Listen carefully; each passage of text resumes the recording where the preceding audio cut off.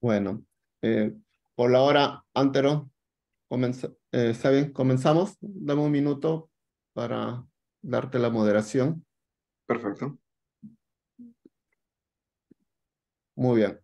Buenas noches a todos los colegas eh, que gustan, que aman, que se apasionan por esta subespecialidad de cirugía de columna, de ambas especialidades que tenemos presentes siempre. Eh, es un gusto llegar ya al octavo mes, a la octava sesión online de este curso de actualización en cirugía de columna, que lo hacemos ahora anual. Antes de eso, siempre comentarles que en enero tenemos otro evento presencial en donde vamos a participar con Silaco, que en realidad es el coorganizador, con sus conferencistas internacionales, conferencistas miembros AFECID y conferencistas miembros del capítulo de columna de SPOT, donde se tocarán temas de deformidades, pero en general, o como tema central, lo del adulto, en donde se va a ver la espondilolistesis, la escoliosis del adulto, las técnicas de aborraje al IF, anteriores en general, posteriores, y algunos otros temas. Esperemos que nos puedan acompañar. Sé que va a ser un gran evento con los participantes que tenemos, con los conferencistas. Más información tanto en la página de ASPECIBE como en la página de SILACO.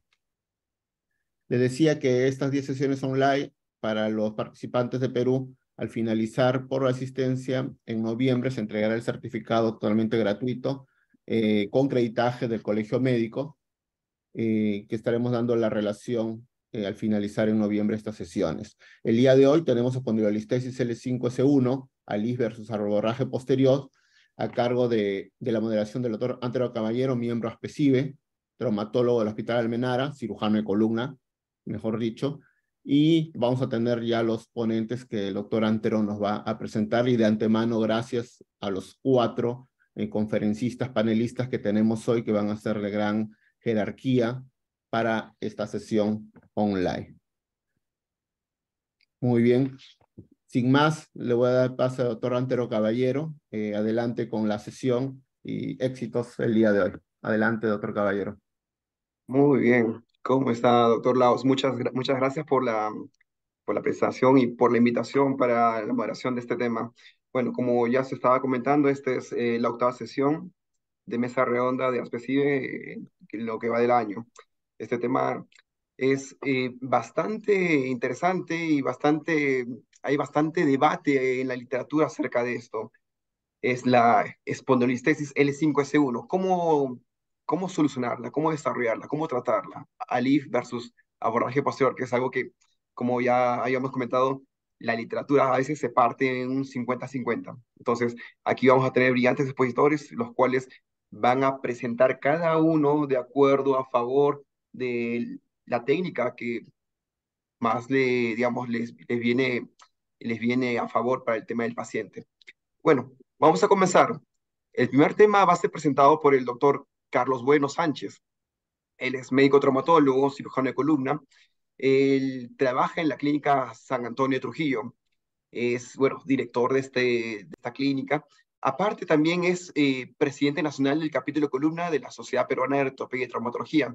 El doctor Carlos Bueno se ha preparado, se ha formado en su maestría de excelencia en cirugía de columna y actualmente, bueno, viene desarrollando esta actividad exclusiva. Muy bien, doctor Carlos Bueno, usted va a presentar el tema de fusión intersomática lumbar por abordaje posterior como tratamiento seguro y eficaz para la espondilolistesis L5S1. Adelante, Carlos, doctor Bueno.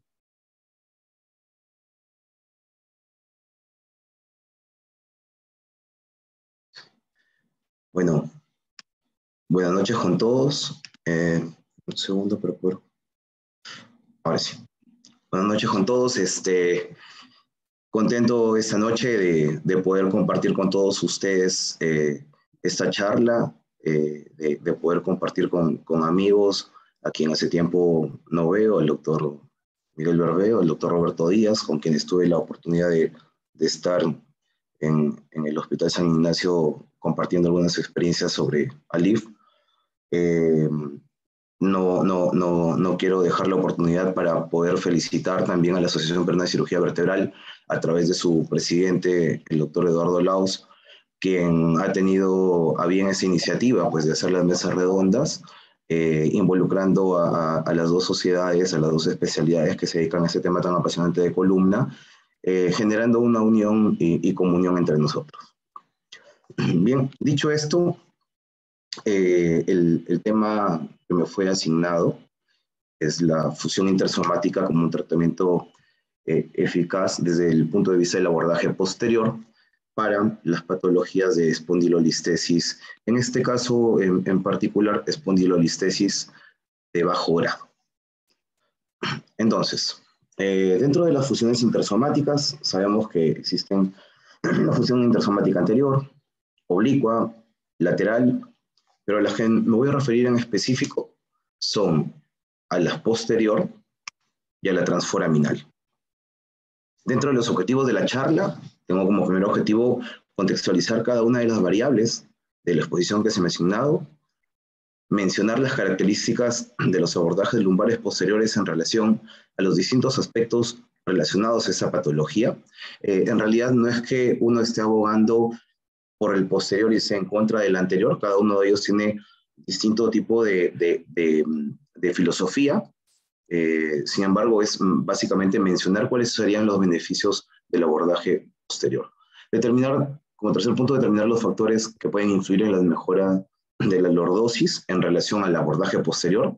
Y como cuarto, dar a conocer la evolución de las técnicas de fusión lumbar posterior. Dicho esto, una de las variables es la espondilolistesis, que como saben es el desplazamiento de una vértebra en relación a una vértebra contigua, la cual pues tiene una clasificación por el grado de desplazamiento, grado de listesis, que lo dio a conocer hace mucho tiempo ya Meyerding, que se basa en un desplazamiento por cuartos, o sea, por 25%, en la que nos vamos a abocar específicamente a el grado 1 y 2, o sea, menores del 50%, ya que corresponden a las espondilolistesis de bajo grado.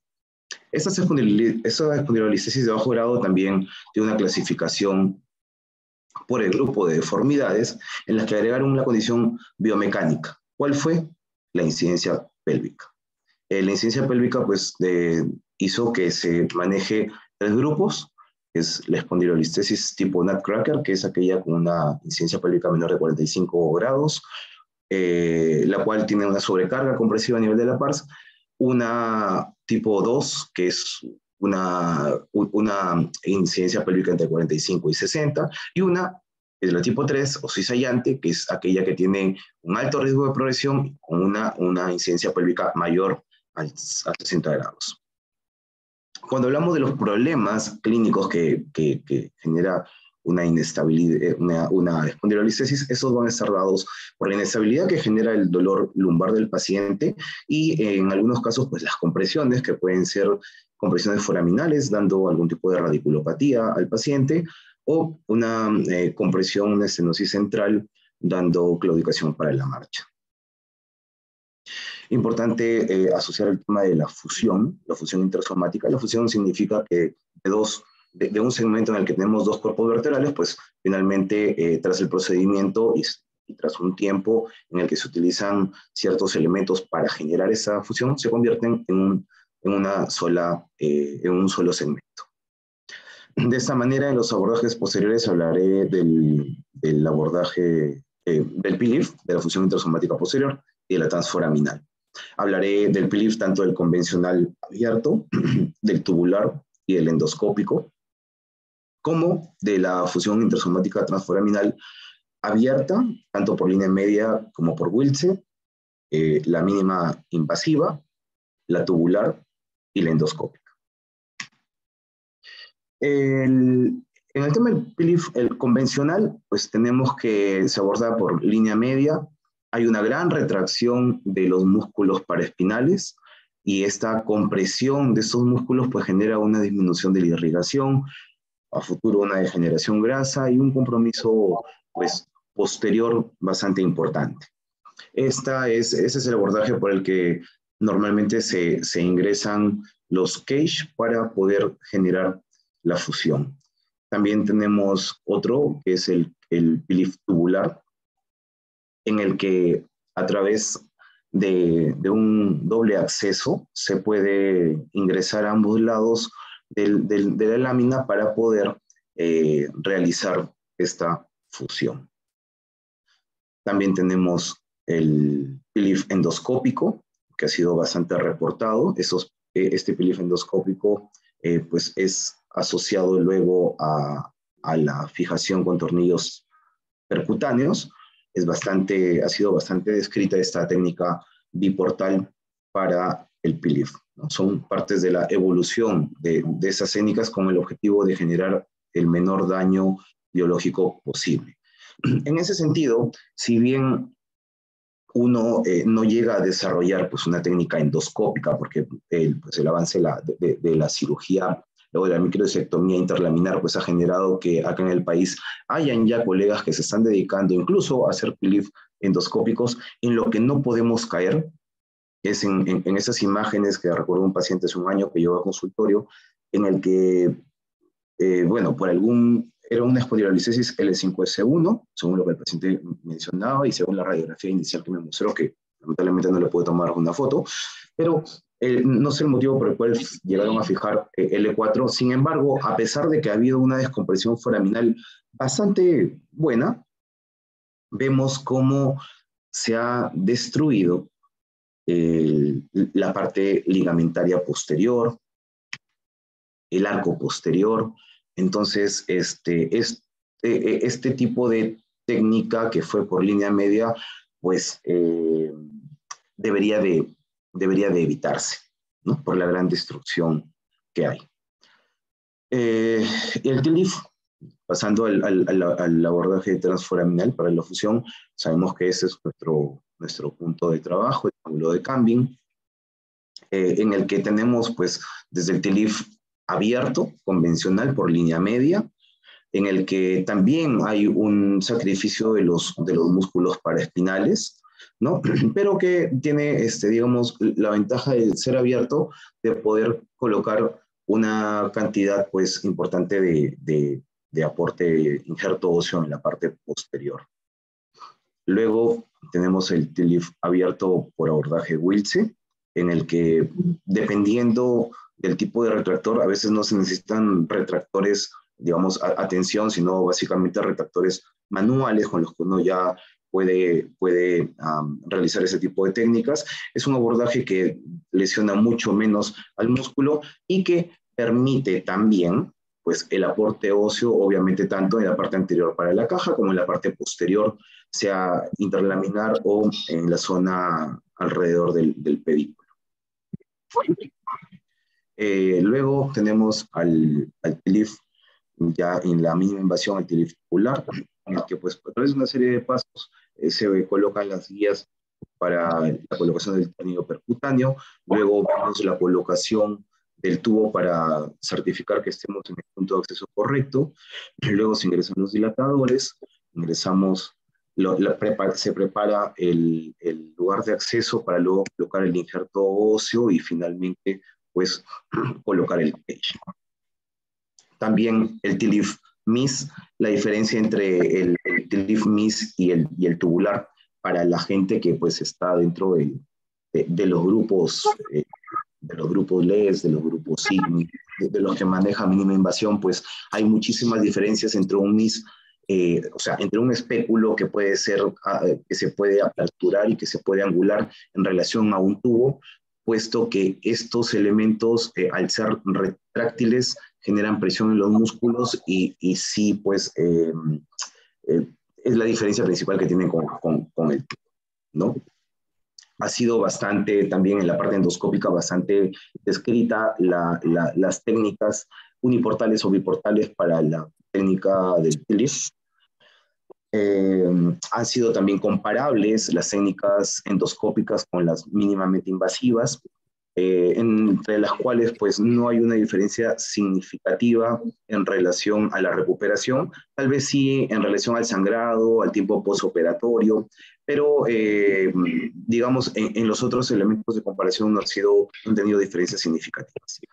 En relación a lo del TILIF, sí, un trabajo ya que ya tiene sus años, que desarrolló el grupo de Elton Delfino, en el que hablaban sobre la importancia de dónde es que se puede colocar un cage para obtener más o menos lordosis en modelos biológicos, Y bueno, se concluyó que cuando se llega a colocar un cage TLIF en el segmento anterior, pues se puede lograr un poco más de lordosis en relación a los segmentos posteriores. Entonces, ese trabajo, han habido otros que han aparecido avalando o ratificando ese tipo de correcciones en segmentales lumbares cuando este cage era colocado en la parte anterior, independientemente de la altura que tenía el cage. Evidentemente, pues esos no son elementos que nos van a generar una lordosis tal, porque tenemos una estructura en la parte anterior, el ligamento vertebral común anterior, que bueno, no voy a entrar más a detalle, pero ya van a mencionar probablemente la función que este cumple para generar una lordosis.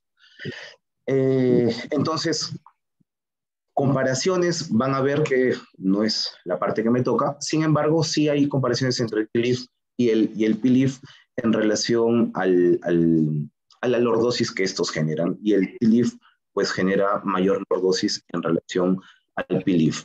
Cuando hablamos de las bases principales, cuando nos enfrentamos a una espondilolicesis, en este caso de bajo grado, tenemos que saber que vamos a tener que tener injerencia sobre los dos problemas principales, la inestabilidad y la compresión. Tenemos que hacer una fusión y tenemos que hacer una descompresión según requiera el caso. Y obviamente siempre tener en cuenta el balance para no generar pues, un problema finalmente en el que restemos lordosis y salgamos de este balance. Importante la fusión, como les había mencionado, que se agrega a la fijación el injerto, el putti, la membrana ósea desmineralizada, los elementos que deseen, pero por vía posterior se puede colocar tanto anterior a nivel del cage como posterior alrededor de la lámina o pedicular cada vez que sean abiertos. Cuando son con tornillos percutáneos, pues eso no se da. No se da el aporte óseo por vía posterior. En relación a los abordajes posteriores, esos trabajan específicamente sobre lo que son descompresiones directas. La descompresión indirecta, por más que uno coloque un cage alto, pues no es la misma que la descompresión directa, ¿no? Con eso no quiero decir que no creo en la descompresión indirecta, porque es muy claro su papel. En relación al daño muscular, comparando estos dos elementos de abordaje posterior, el TLIF por línea media es tan dañino como el PLIF por línea media, por el daño muscular que ya mencioné. El WILTSE pues, es menor, y dependiendo de cuánto cauterio usemos, de cuánto tiempo operatorio y qué tan agresivo sean los retractores que se lleguen a utilizar, en relación al TLIF MIS, sea tubular o endoscópico, pues el daño muscular es menor, al igual que el PLIF tubular o endoscópico. En relación a la descompresión, ya mencioné, la descompresión básica es la directa. Y en relación a la ganancia de lordosis, comparando el TLIF y el PLIF, bueno, va entre 1.5 a 5 grados, pero eso es muy variable porque las comparaciones que dan en relación a los segmentos no está definida. Me refiero a que en L4, L5 hay mayor ganancia que en L5, S1, porque pues, la lordosis en L5, S1 globalmente es mayor a la de L4, L5. Entonces, estos grados de ganancia en la lordosis segmentaria es bastante variable de trabajos a trabajos, pero en todos se ha visto que el PLIF gana más lordosis que el TLIF gana más lordosis que el PLIF, sobre todo cuando se coloca en vía anterior. Eso también tiene que ver en relación al trabajo de las facetas que se hace. Cuando uno trabaja el PLIF, pues no trabaja en todos los casos las facetas. Al trabajar sobre las facetas permitimos que si en caso se dé la compresión en la parte posterior se pueda aumentar ligeramente la lordosis. Como conclusión, los abordajes posteriores, tanto TLIF como PLIF, son técnicas efectivas para el tratamiento de la espondilolicesis lumbar de bajo grado y obviamente para la resolución de sus síntomas, que siendo aplicadas con técnicas de mínima invasión reducen el daño que genera al realizarlas de manera convencional, pero pueden tener una limitante en caso de los que se requiera una corrección mayor de la lordosis. Para esto, bueno, ya tocará más adelante la LIF y bueno, tendremos un debate probablemente bastante enriquecedor. Hoy tocó bailar con la más fea, pero esperemos a ver lo que viene adelante. Eso sería todo. Muchas gracias por su atención. Perfecto. Muy bien. Excelente, doctor. Bueno, muy buena presentación acerca de la resolución por vía posterior, comparando el TILIF-PILIF con sus ventajas y desventajas y siendo muy neutral.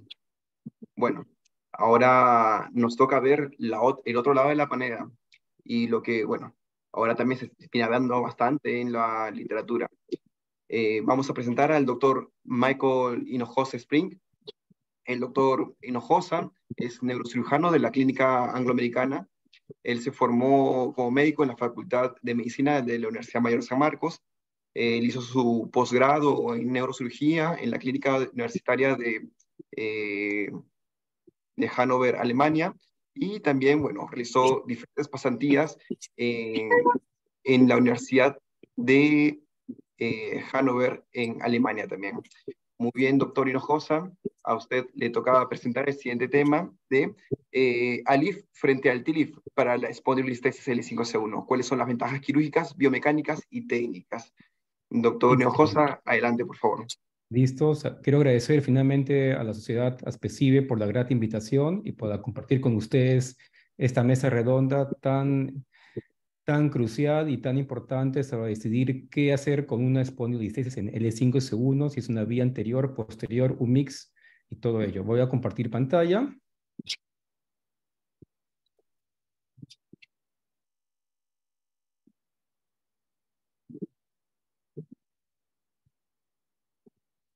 Espero que me estén viendo. Listo. Entonces vamos a hacer una... ¿Ven la pantalla, correcto? Afirmativo, doctor.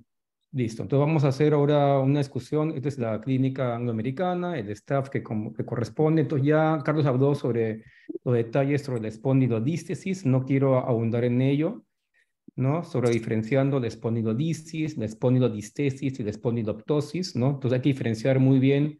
Básicamente acá es la espondilolisis, que es la introducción del isthmus, o conocido como pars interarticulares del arco posterior en las vértebras lumbares inferiores por sobrecarga. Ver en la espondilodístesis que hay un desplazamiento anterior del cuerpo vertebral por defecto bilateral del arco posterior, menos común que la espondilolisis. Y ya en grados más avanzados, la espondiloptosis, el desplazamiento total de la vértebra, en el cual L5 queda por fuera o por delante de S1.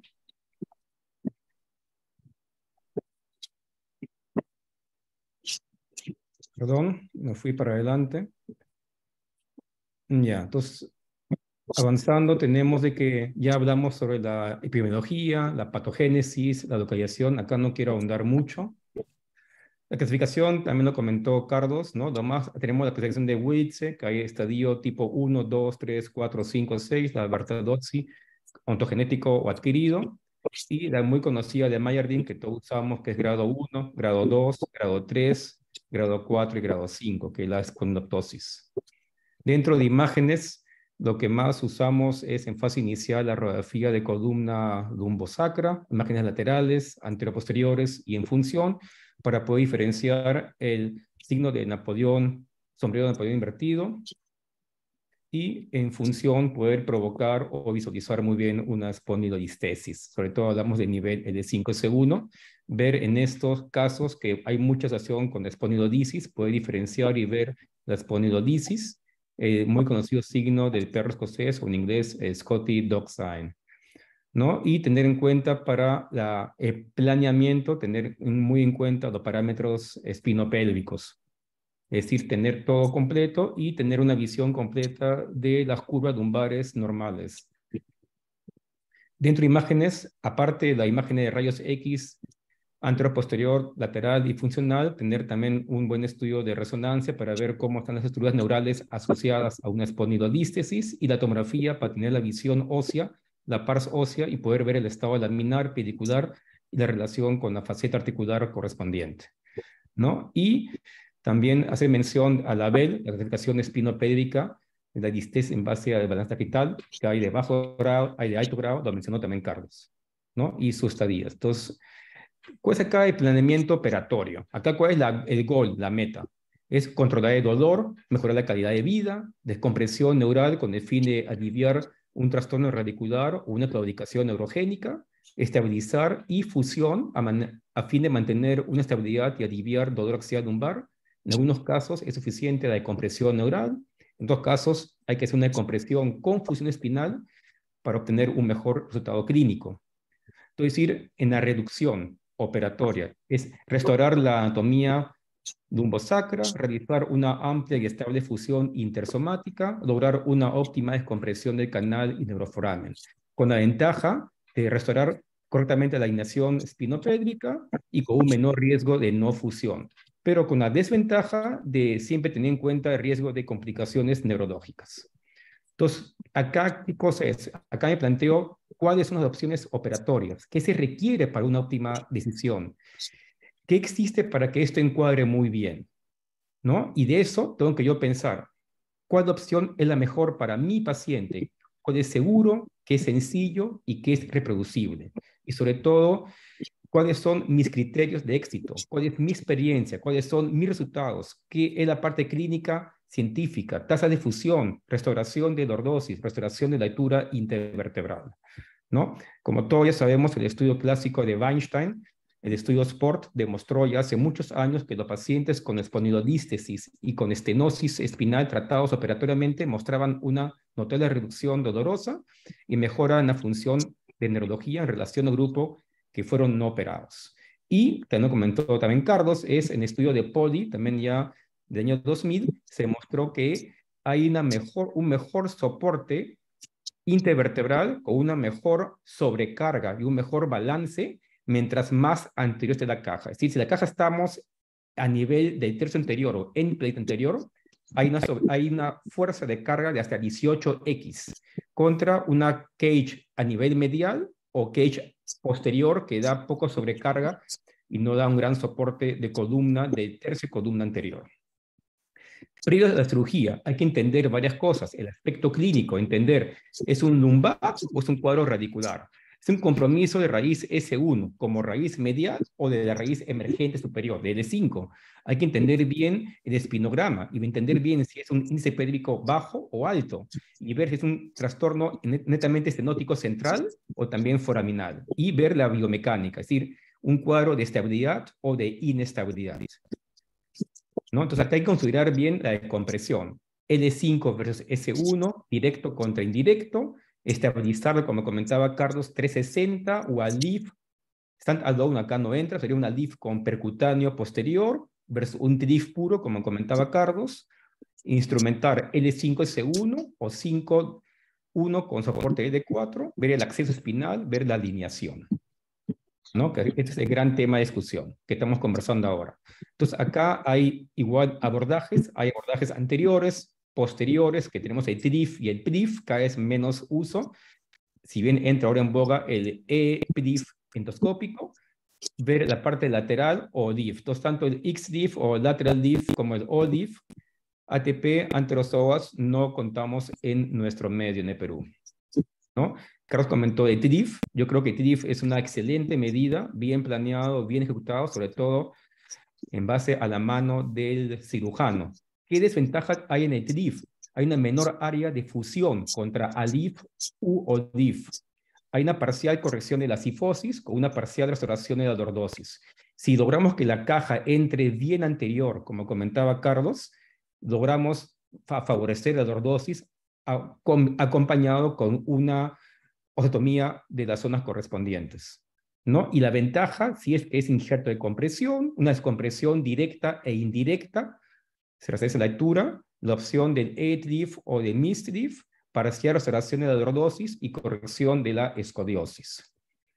¿Qué cosa ocurre con la cirugía lumbar posterior de línea media? Lo comentó también Carlos. El abordaje convencional por línea media provee un campo de acción trabajo amplio, pero a su vez es de gran daño muscular, ya demostrado. La retracción muscular compromete el flujo sanguíneo y produce necrosis. La incidencia de dolor lumbar postoperatorio de línea media incrementa con el tiempo de retracción operatoria de la zona muscular correspondiente, ¿no? Acá hay una zona clásica, vemos una anatomía, una resonancia normal, una postoperatoria línea media, se puede ver claramente cómo hay este gran daño muscular, que todos vemos resonancias antiguas de pacientes, ¿no? Se puede ver acá la histología de un grupo muscular normal y un grupo por trauma lumbar por laceración, por tracción, ¿no? Entonces siempre acá la idea es ver TLIF, ver si migramos a LIF, ver qué tanto es una combinación de una LIF con una instrumentación posterior percutánea, ¿no? En la evolución lumbar anterior, ya Michael Mayer en 97 dio su gran brinco con el abordaje de técnica operatoria MIS a LIF, y Brau, como maestro del abordaje, nos ayudó a entender mucho mejor y perderle miedo a esta gran cirugía, ¿no? Hay una evolución que van a la par, tanto la anterior como la posterior, ¿no? Y yendo ya a la LIF, ¿qué es lo que atrae a la LIF, a la vía anterior? Hay una decompresión directa y completa del disco con recreación del mismo, una reconstrucción biomecánica sólida, alta tasa de fusión, restaura la altura discal intervertebral, restaura la lordosis, mejora el balance sagital y hay una óptima artrodesis, ¿no? Ese es el encanto de la LIF, que permite justamente ver esto de acá, permite llegar a la normativa, intenta corregir, restaurar una lordosis lumbar que puede estar parcialmente perdida. No olvidemos que la lordosis lumbar de L3 a S1 da el 85% de esta lordosis, siendo L5 y S1 el 40% de responsabilidad, publicado por Cedric hace muchos años, ¿no? Y acá, entonces, ¿cuál es el planeamiento operatorio? Cuando hablamos de ALIF de muchos niveles. En 5.1 básicamente es luchar por dar de 15 grados a 5.1, y si a esto con un 4.5 y 10 grados logramos una buena lordosis, ¿no? Siempre teniendo en cuenta los parámetros espinopélvicos y las curvaturas lumbares normales, ¿no? De este corredor operatorio, sobre todo yendo a la parte lumbar, y acá vemos un ejemplo que también comentó Carlos, es dentro de lo que es fusión, ¿no? La caja lumbar anterior tiene la mayor superficie de acción y función, seguido por la caja X-LIF o LIF, ¿no? El TLIF o el banana cage o el bullet, si bien entra muy bien y está bien anterior, tiene menor área de superficie contra una caja lumbar anterior, ¿no? El abordaje puede ser mini open, como lo hacemos ya muchos, ¿no? En el cual con una mano chiquita, sobre todo ideal, se puede hacer con una buena preparación preoperatoria un día antes, como lo comentó Brau, es lograr disecar y hacer todo el abordaje. ¿Por qué ALIF? ¿Por qué versus TLIF? La posición de paciente y abordaje, la posición de paciente es menos traumática, no hay tracción muscular como conversábamos, los elementos posteriores de la columna son respetados, se moviliza, entonces no toco el saco dural, no toco las raíces nerviosas, y el sangrado, si no hay complicaciones venosas, es mínimo. Dentro del procedimiento espinal hay posibilidad de una disotomía radical completa, se puede restaurar la lordosis lumbar y la altura foraminal, hay una amplia área de fusión con tasa menor de infección, ¿no? Acá hay una publicación muy conocida de Kleinmeyer que publicó que la LIF selectivo en trastornos degenerativos, obviamente, ¿no? De unos niveles, proporciona una gran mejoría de dolor y una función en comparación con aquellos que estudian un manejo conservador, ¿no? Las desventajas, siempre hay desventajas, ¿no? Es la hernia de pared abdominal, lesión de peritoneo, lesión de un órgano intraperitoneal, eyaculación retrógrada en varones o vagina seca en mujeres, un riesgo de daño vascular o un riesgo de daño o necrosis de uréter. Y de procedimiento espinal, el riesgo de subsidencia de la caja stand-alone y dificultad para ampliar el canal espinal, teniendo en cuenta que estamos al otro lado de la región arco posterior. ¿Hay contraindicaciones para una LIF? Obviamente que sí, depende mucho del cirujano, pero también depende de indicaciones. Hay contraindicaciones no espinales, como son factores vasculares, cirugías previas abdominales, historia general como obesidad, como tromboembolismo pulmonar previo, o pacientes que tienen radioterapia, o que el cirujano que lo quiere aplicar no tiene experiencia todavía y no cuenta en campo con un apoyo vascular.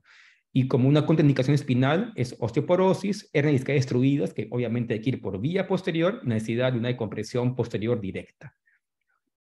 La obesidad no ayuda. La obesidad se asocia con un aumento de las complicaciones postoperatorias en el ALIF, que incluye idio, complicaciones de herida operatoria e infección de tracto urinario. El ALIF es un procedimiento seguro y efectivo. Sin embargo, está reportado ya por SAFE hace un par de años que un IMC por encima de 31 es advertido que el paciente puede sufrir complicaciones en el entorno inmediato postoperatorio.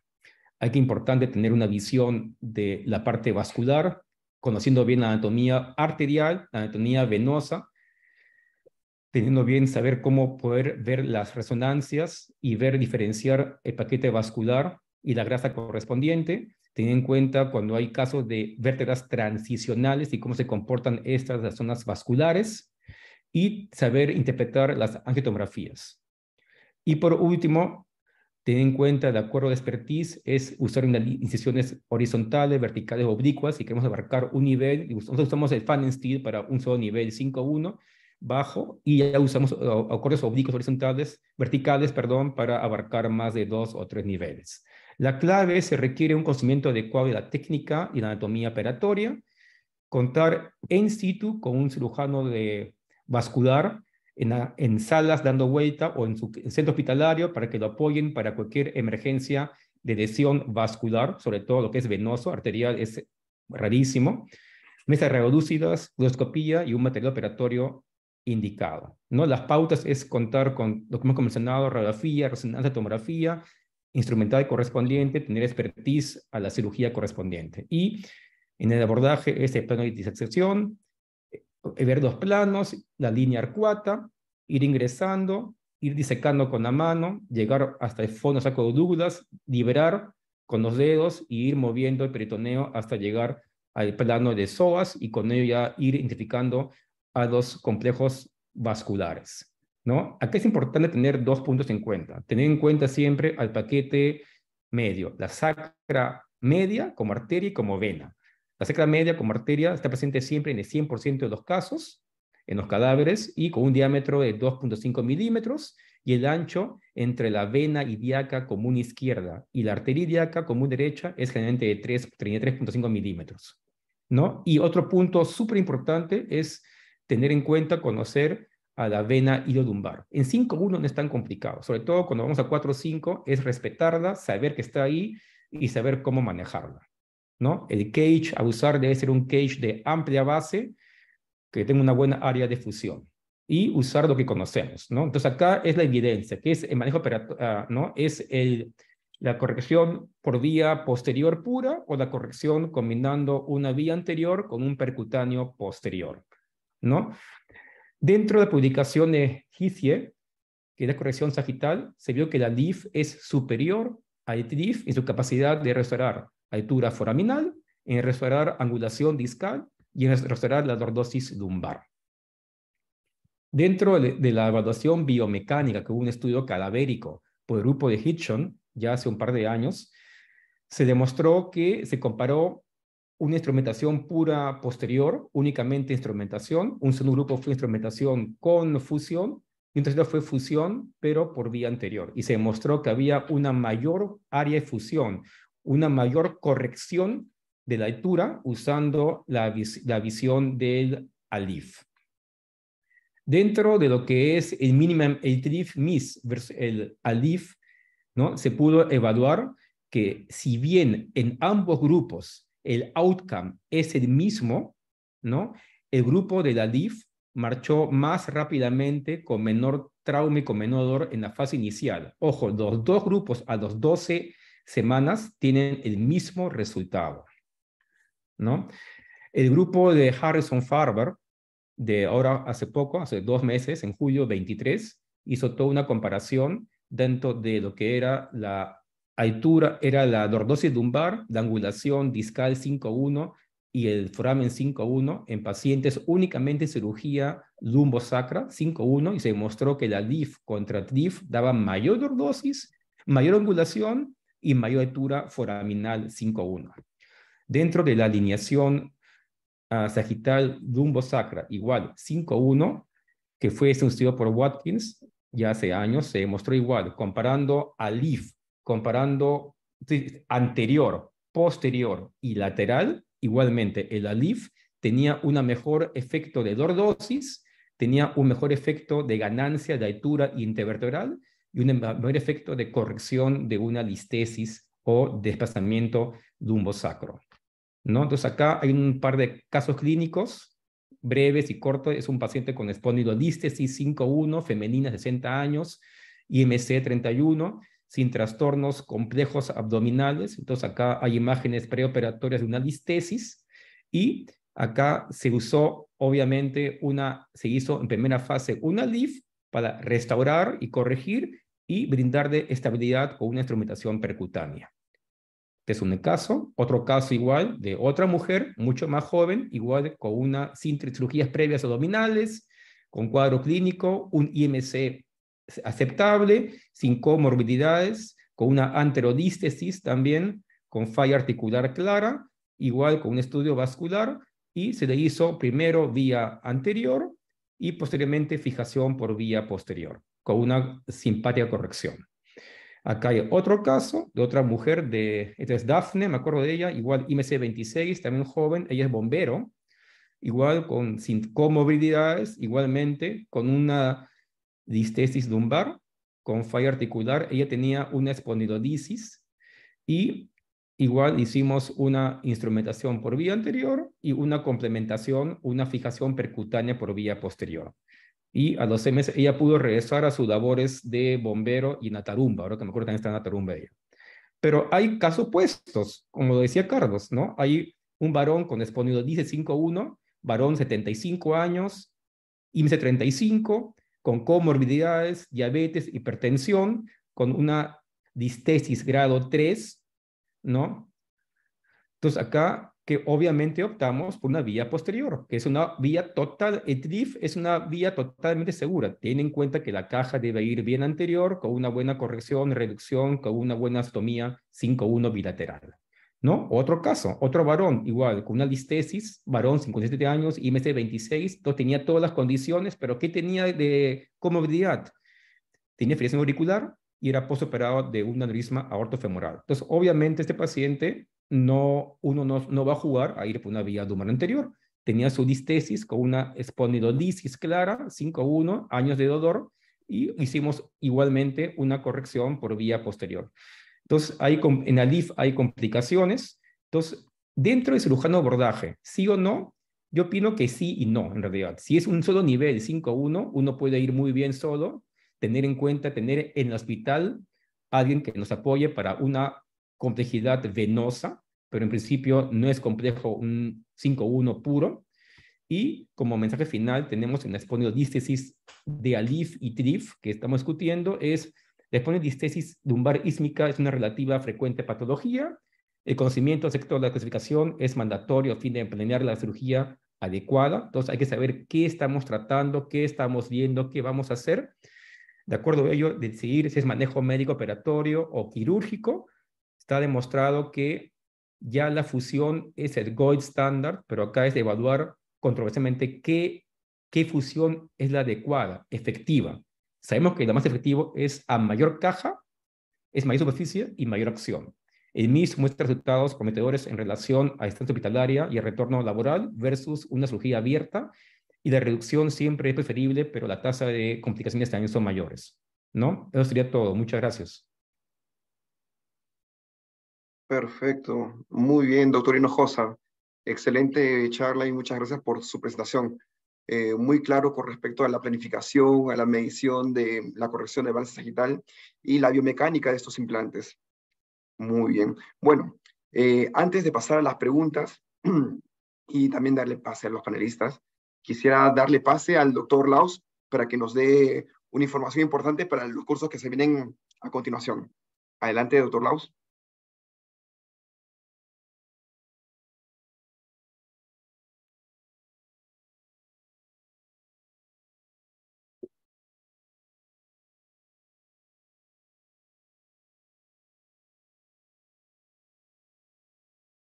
Doctor Laos, ¿lo escuchamos?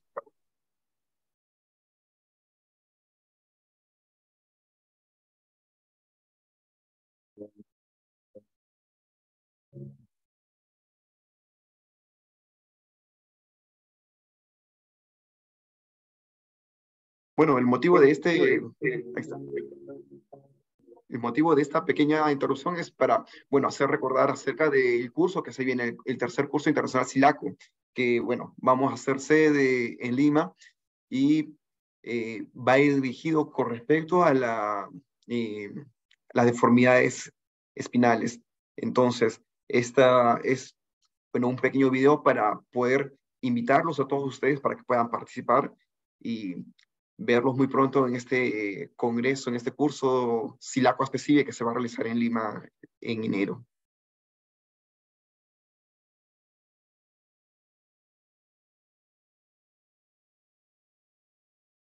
Sí, gracias, Antero.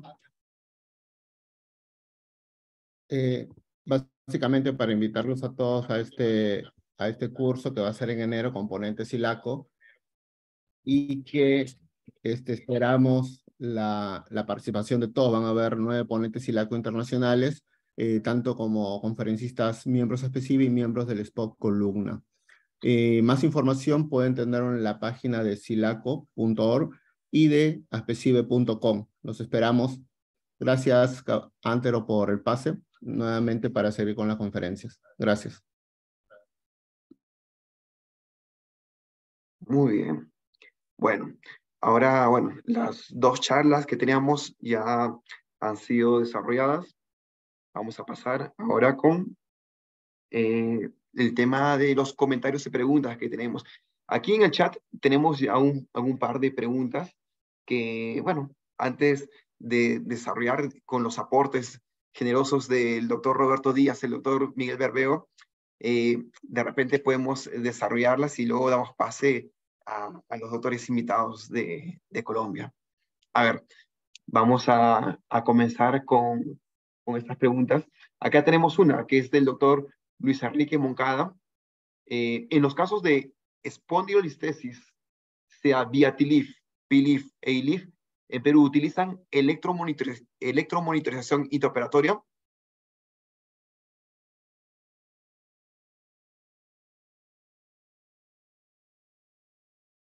Yo, bueno, particularmente no utilizo monitoreo.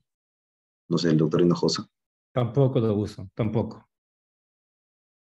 Doctor Díaz, me gustaría ahí saber su punto de vista. Igual el doctor Berbeo, bueno, trabajan juntos, así que están alineados. Gracias. Y yo creo que cosas importantes y aprovechando un poco la información que dieron sobre el evento Silaco. Una cosa importante y fundamental es que la espondilolistesis de la unión lumbrosacra es una deformidad. Eso es una cosa muy importante, porque al evaluarlo como una deformidad, empezamos a tener en cuenta parámetros muy específicos que probablemente, si no se toma como deformidad, se dejan de a un lado. Por eso estamos hablando de lordosis, por eso estamos hablando de alineamiento sagital y por eso estamos hablando un poco de una construcción fuerte para resolver el problema. Y muy probablemente esa es la razón de la reunión. Yo creo que eso es fundamental. Y cuando uno opera las deformidades, muchas veces se requiere la monitorización. La monitorización no es indispensable, pero en algunas ocasiones es una gran herramienta. Porque hoy en día el monitoreo electrofisiológico se hace multimodal. ¿Qué significa eso? Que se utilizan todas las herramientas de la monitorización en tiempo real, que son los potenciales somatosensoriales, los potenciales evocados motores y la electromiografía estimulada y continua. Lo que nos permite, y por eso nosotros con Miguel lo denominamos, es navegación electrofisiológica, más que monitorización, porque nos permite tener información en tiempo real de lo que está pasando. Nosotros pensamos que si las espondilolistesis son de alto grado, o sea, de 3 y 4, la monitorización probablemente les da información para tener idea de lo que está pasando durante la cirugía. Nosotros presentamos, yo creo que hace como unos 10 años, en el Global Spine Congress, creo que era de Corea o algo así, nuestra experiencia de monitorización en espondilolistesis de alto grado y conseguimos obtener respuestas reversibles. ¿Qué significaba eso? Que ante la evidencia de posible daño neurológico, revertir la maniobra nos permitía evitar una complicación neurológica. Entonces nosotros pensamos que en listesis, donde las maniobras van a ser exigentes como las de alto grado, probablemente la monitorización es una muy buena herramienta.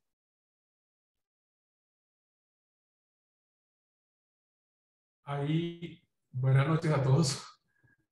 Hay otro momento en el que nos parece interesante usar el neuromonitoreo en este tipo de cirugías, y es cuando el paciente tiene una cirugía previa, porque la cirugía previa ha dejado una cicatriz, y si yo voy a hacer una movilización del espacio intervertebral, esa movilización puede afectar la raíz atrapada en la cicatriz. Entonces, también cuando el paciente tiene un antecedente de una cirugía previa en el mismo nivel, nosotros usamos y recomendamos utilizar el neuromonitoreo intraoperatorio.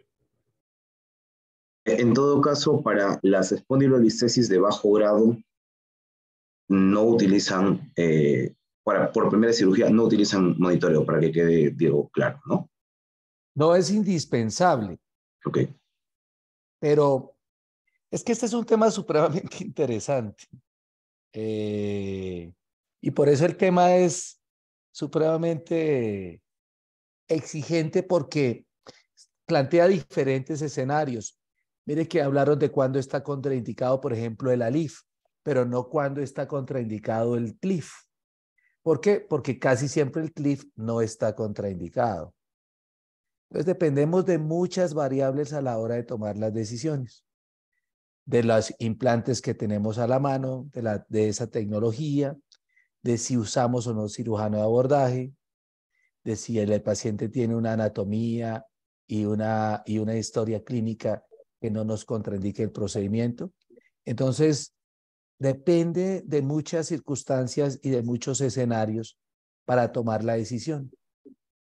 Pero el monitoreo, nosotros siempre decimos con Miguel que es más o menos en una de cada 4 cirugías, 25% de los procedimientos que se hacen en columna probablemente requieren de monitoreo para hacerlo con el mejor estándar.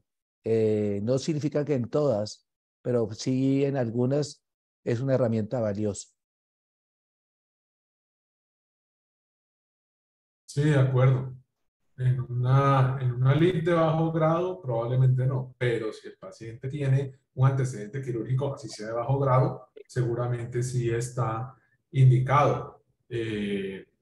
Si no hay una mayor experiencia, y que estaban hablando algo también si hay que hacer una reducción de una espondilolistesis de alto grado. Digamos que queda muy a la necesidad de la experiencia del cirujano, pero no es una herramienta que dificulte el procedimiento, sino al contrario la facilita, porque a veces nos preguntan, ¿y qué pasa si el paciente tiene que estar sin uso de relajantes musculares para la cirugía y yo voy a meterme al abdomen, y entonces el paciente que no está relajado y los músculos y el peritoneo, y no dificulta más el procedimiento el hacerlo con monitoreo electrofisiológico desde el punto de vista técnico de manipulación durante el procedimiento? No lo hace más difícil.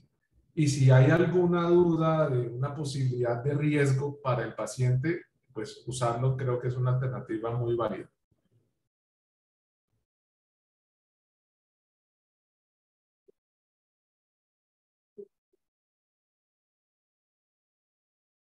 ¿Antero? Perfecto. Muchas gracias, doctor Miguel. Bueno, los presento a nuestros invitados, el doctor Miguel Berbeo Calderón, que, bueno, muy amablemente ya nos ha ayudado a responder esta pregunta. Él es cirujano de columna de la Universidad San Ignacio de Colombia, al igual que el doctor Roberto Díaz Orduz, también cirujano de columna del Hospital Universitario San Ignacio de Colombia. Creo que aprovechamos y podemos responder una pregunta más antes de pasar a los casos clínicos. Aquí tengo una. Buenas noches, gracias por sus charlas, muy académicas todas. ¿Qué consideraciones habría para el análisis del balance sagital regional y global en esta patología de la espondilolistesis? Muchas gracias. Esto nos escribe el doctor Víctor Vladimir Cruz. A ver, creo que de repente esto va más para ambas, para el IF y TLIF. ¿Aló? Yo opino que entonces nosotros en toda cirugía que planeamos ya por estándar en el servicio, en la parte de columna, todos tienen espinograma. En todos hacemos una evaluación completa, espinopélvica. Porque la idea es poder evaluar, indiferentemente si hacemos un TRIF o hacemos un PRIF, que ya casi no lo hacemos, o mi último TIF ha sido hace más de 15 años, creo, o una LIF. La idea es saber en qué fase estamos, qué estamos empezando y qué queremos lograr corregir. No es únicamente corregir la listesis, ¿no? También corregir, ver ese balance sagital y ver qué corregimos por la parte de alineación. Carlos, ¿qué opinas? De acuerdo, lo mismo, ¿no? El full spine, el diorama, el balance espinopélvico es importante para poder ver qué estrategia vamos a plantear para no generar más problemas, ¿no? Perfecto.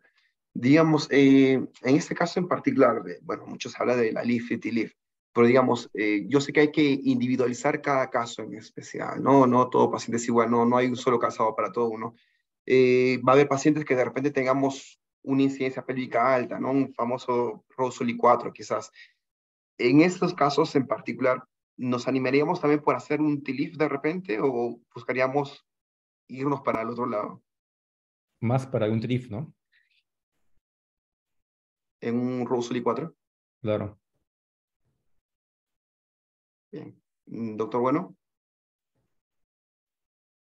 Sí, igual, aunque hay una parte en la que a mí me gustaría escuchar, bueno, al final tengo ahí algunas consultas para el doctor Roberto y el doctor Miguel, yo que he podido apreciar el tema de sus cirugías en pacientes obesos, en pacientes operados en niveles superiores, así que ya que están en el nivel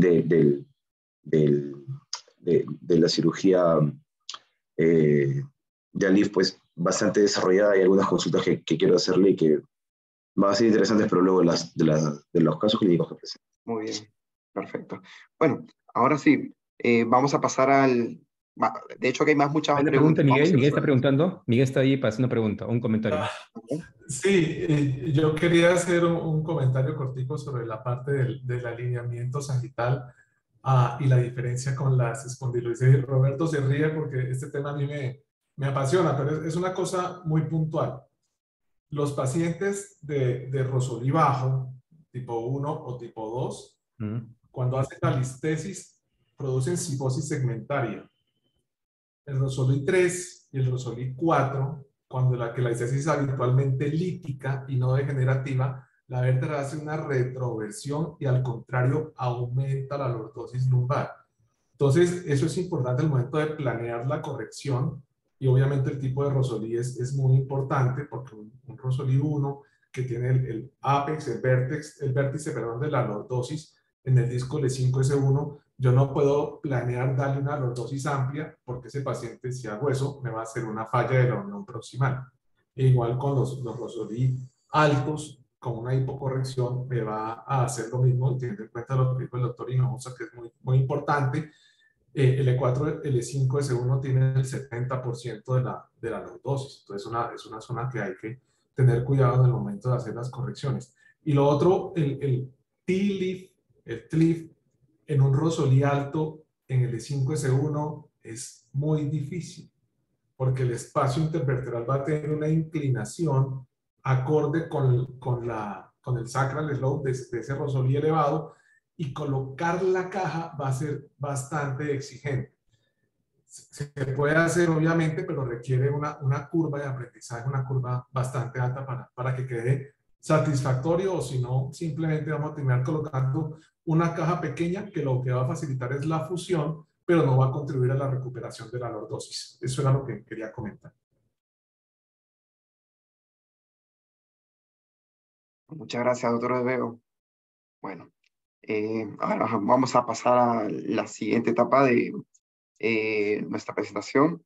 Ahora toca de repente la parte más interesante, la presentación de los casos clínicos. A ver, damos pase a los panelistas, al doctor Miguel Lebreo y al doctor Roberto Díaz, para de repente si nos pueden presentar algunos casos clínicos.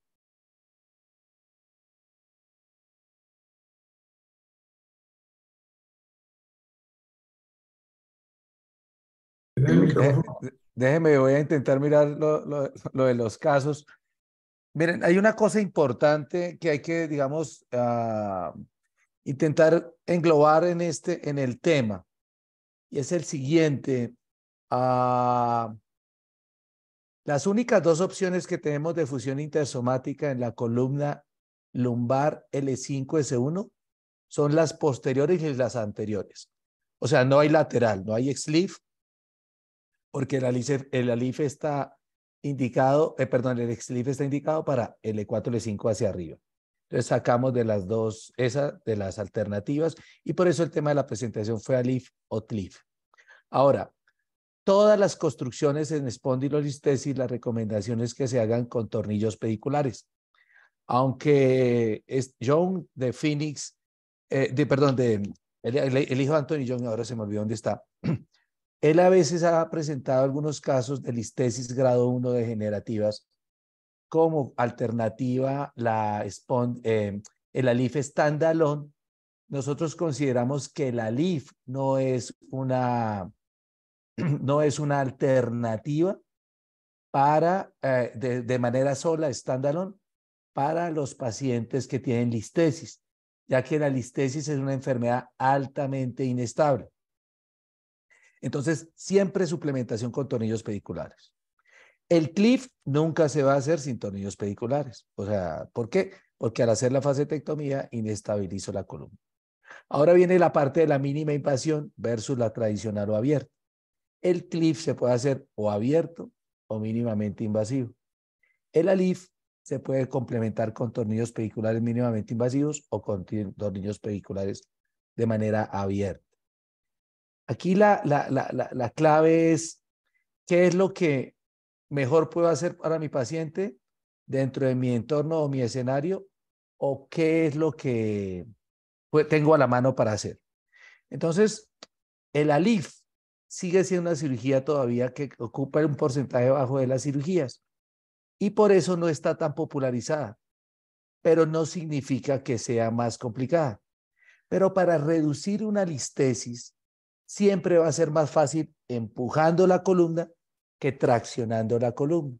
Los vectores de fuerzas de las cirugías posteriores generan una mayor posibilidad de salida de los tornillos, de la falla del material o de la no reducción adecuada. Mientras que el ALIF en supino, al empujar la columna, yo tengo mayores posibilidades de reducción. Por eso el ALIF es una buena cirugía cuando hablamos de reducción. Ahora, ¿hay que reducir la listesis? ¿No hay que reducir la listesis? Es otro tema que podríamos quedarnos aquí toda la noche. La sugerencia, a grosso modo, es que se deben reducir porque la calidad de vida asociada a la salud demuestra que los pacientes que tienen reducción de la listesis les va mejor. Entonces, siempre ojalá debemos reducirles. ¿Qué listesis, digamos, yo podría no reducirlas e intentar? Ahí va lo que decía Miguel, el sacral slope. Entonces, los Rosoli bajos que tengan o un sacral slope bajo y que no tenga una cifosis segmentaria en la deformidad, pues podría yo fijarlas in situ. Pero esa no es la recomendación ideal, porque lo ideal es reducirlas. Entonces, miren cómo nos enfrentamos a un montón de problemas. Ahora, ¿cuál es la dificultad de las vías posteriores en algunas oportunidades en la listesis? Es que la raíz de L5 está atravesada y está al frente del disco en ese segmento. Y cuando tengo una inclinación sacra elevada o tengo una listesis de alto grado, la raíz genera un obstáculo significativo a la hora de realizar el procedimiento. Y por eso es que en ocasiones el ALIF se vuelve menos complicado y con menor probabilidad de daño neurológico comparado con el CLIF.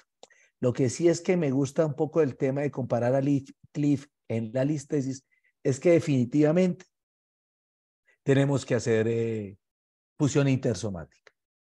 Esa es otra cosa que es importante. ¿Por qué? Porque el estudio de Sato, que ya tiene un poco más de 20 años, hace referencia a que en el caso de la listesis, cuando no se usa fusión intersomática, la posibilidad de falla del instrumental es muchísimo más alto. Y Neurosurgery hace como unos 6, 7 años publicó un artículo también donde hacía referencia a eso. O sea que hacer construcciones con solamente tornillos pediculares en las listesis es probablemente una alta probabilidad, si no se coloca caja, de falla de del instrumental. Es que estaba aquí mirando lo de los casos, que tuve un problema con mi computador y entonces tuve que hacer cambiarlo, pero aquí les voy a poner un ejemplo. Voy a compartir pantalla un momento. Deme un segundo. Okay.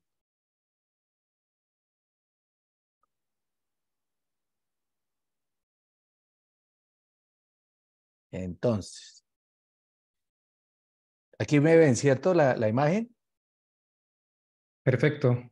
Entonces, este es un paciente de 50 años con dolor lumbar severo que se irradia por la cara lateral de la pierna derecha. Estos son los estudios imagenológicos que tenemos, donde vemos, obviamente, y estamos hablando del tema, una espondilolistesis grado que 2, yo creo, L5S1. La pregunta ahí es, ¿cómo lo enfocamos o qué sugerencia tendríamos o cuál sería la estrategia?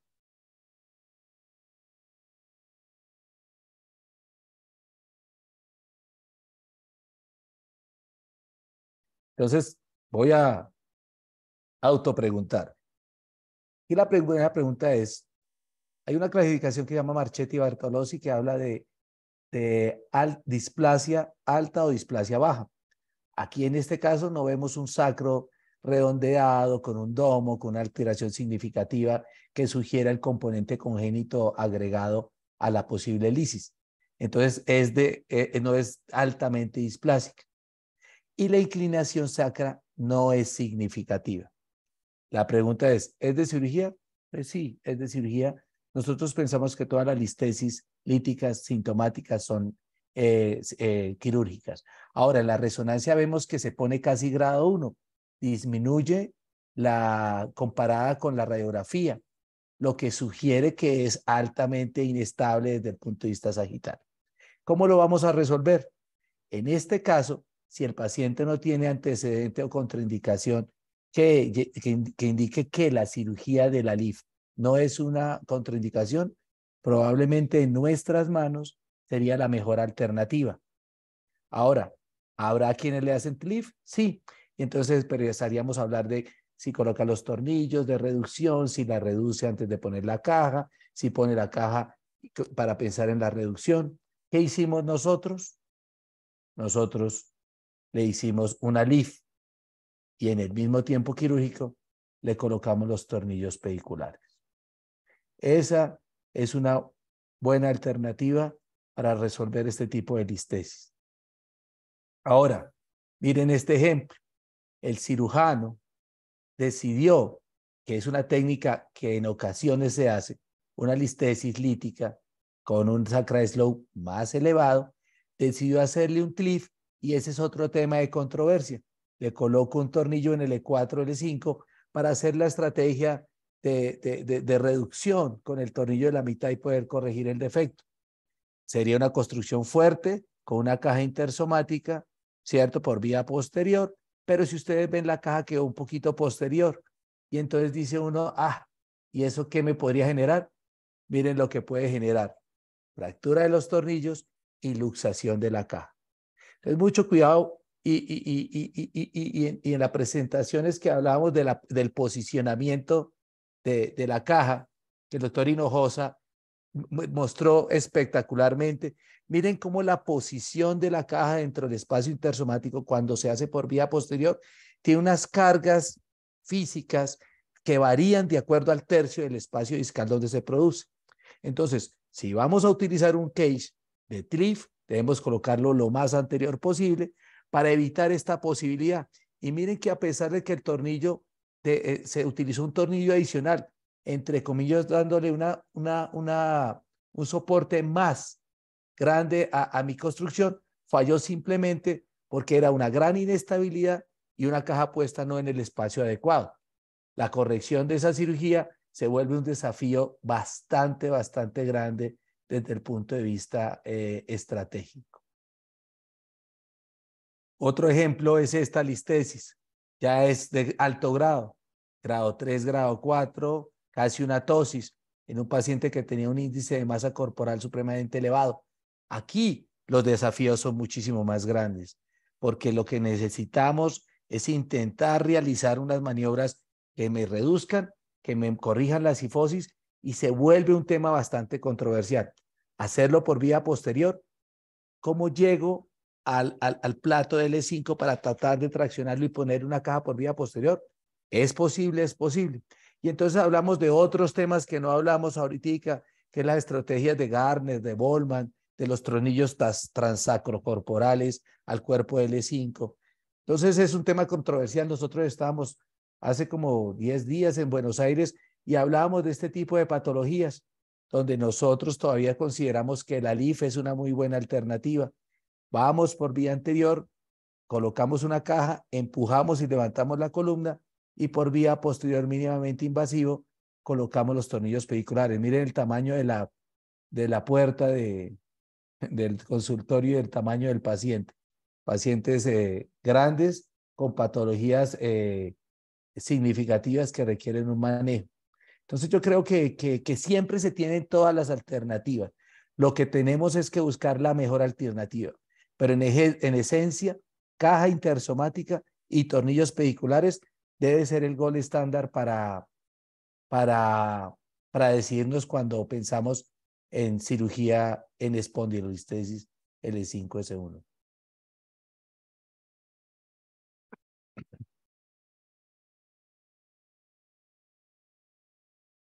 No sé si Miguel tenga de pronto un caso ahí.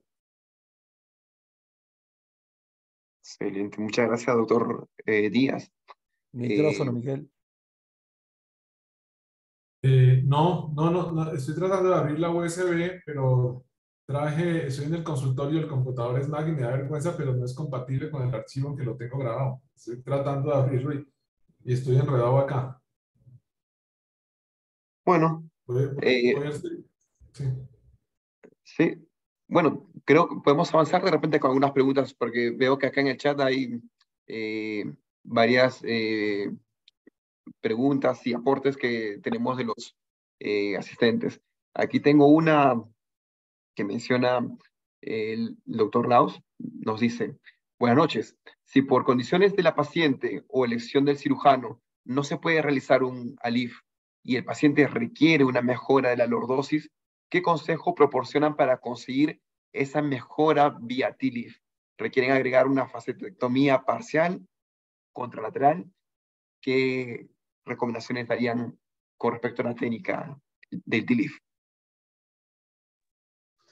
Bueno, particularmente la facetectomía bilateral pues permite ganar ahí algunos grados siempre y cuando haya lo que habíamos mencionado, ¿no? La colocación de la caja en el tercio anterior, un tanto alta, permite, ¿no? Eso es al menos lo que en lo que yo tengo experiencia. Muy bien. Acá tenemos otra pregunta del doctor José Urquizo. Nos mencionan: ¿existe algún estudio que demuestre algún mayor beneficio en el resultado funcional a largo plazo al comparar estas dos técnicas, el ALIF y el TLIF? De repente estaba para todos. Hay estudios que ya demuestran que a las 8 y 12 semanas el resultado clínico en realidad es igual en ambas estrategias, ALIF o TLIF, ¿no? ALIF con percutáneo como TLIF, ¿no? Va a depender también mucho. Entonces, acá hablamos mucho de qué tan rápido el paciente lo quieres tener nuevamente rehabilitado y operativo. Va a depender mucho, también siempre decimos haz lo que sabes hacer. Por más que queremos decir que es una mejor opción el ALIF, yo opino que ayuda bastante y está bien indicado, pero haz lo que sabes hacer.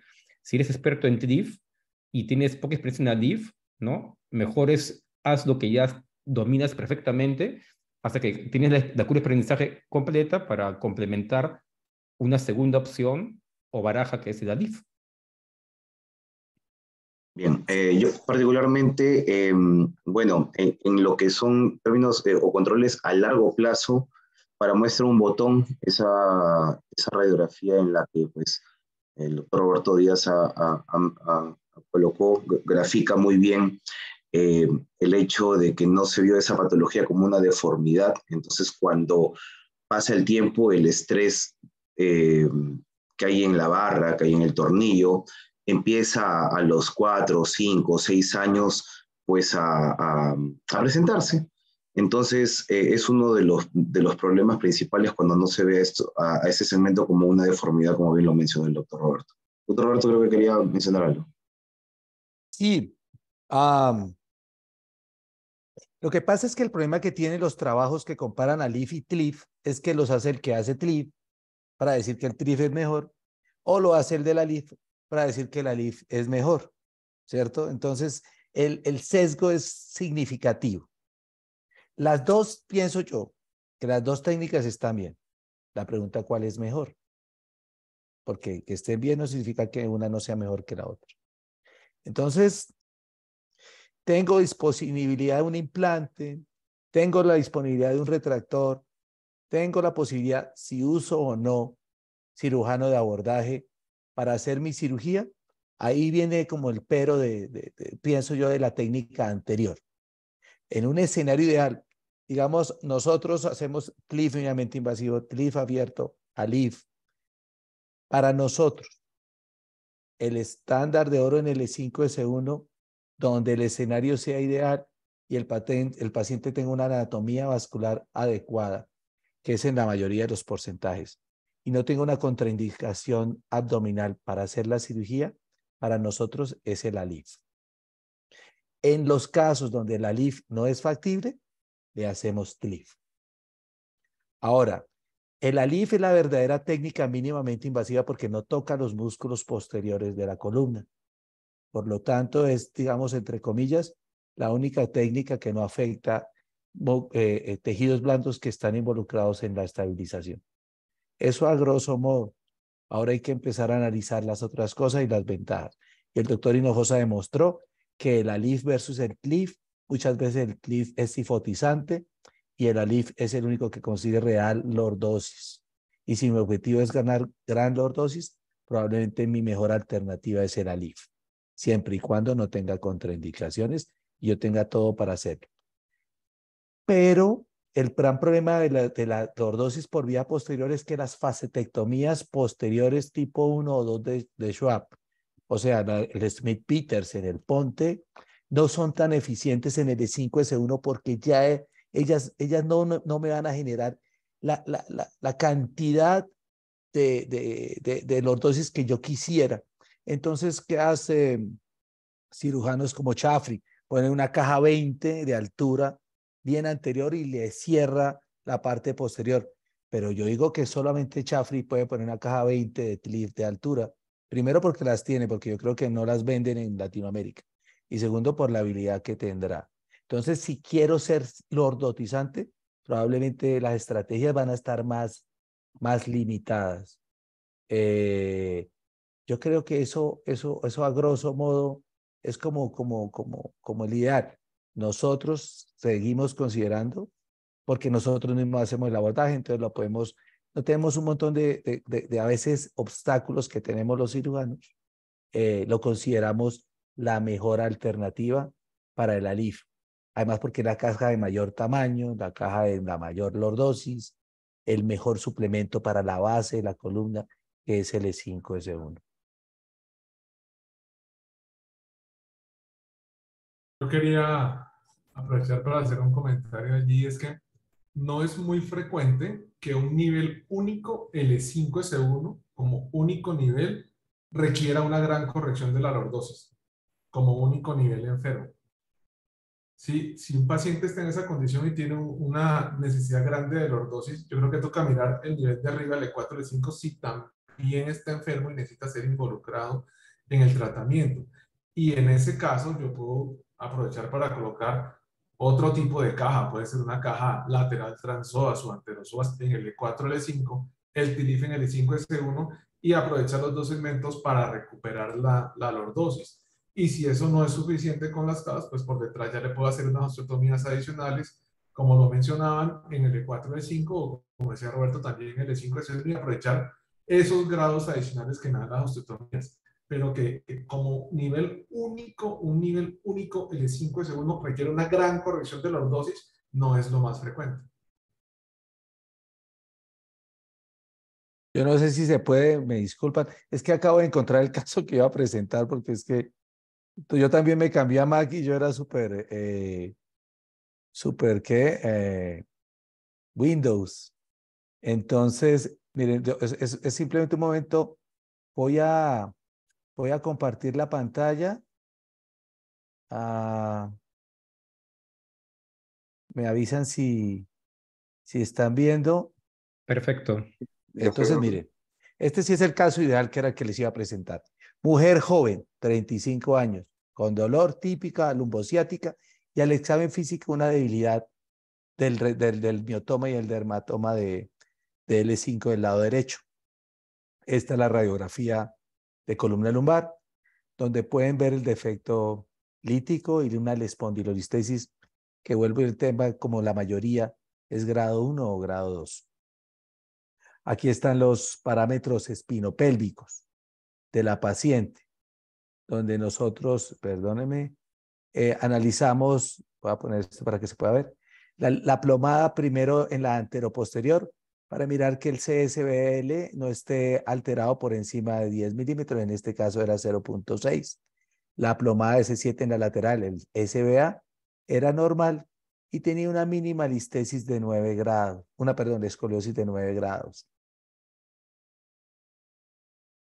Ya en el análisis segmentario, la incidencia pélvica era de 66, con una lordosis global de 73 grados, la segmentaria de 37, un sacral slope alto de 51 grados y un pelvic tilt de 22, lo que demostraba, a pesar de tener un mismatch de -7, un poco de retroversión pélvica.